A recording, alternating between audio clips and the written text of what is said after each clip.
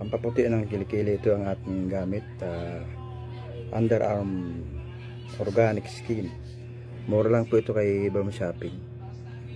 So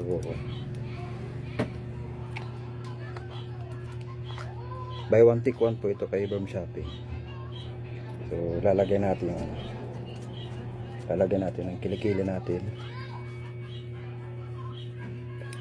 Siyempre bago maglagay po dapat maligo muna.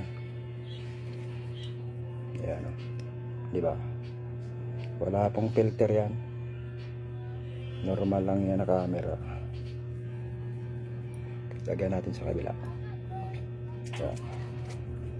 So ito lang ginagamit ko araw-araw, kaya medyo may resulta na. Maputi na yung ating kilikili, dati maitim. Yan, puti na siya. So buy one take one po ito kay Ibam Shopping. So pero diba, puti na ng kilikili natin.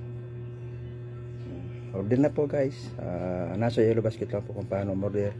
Thank you.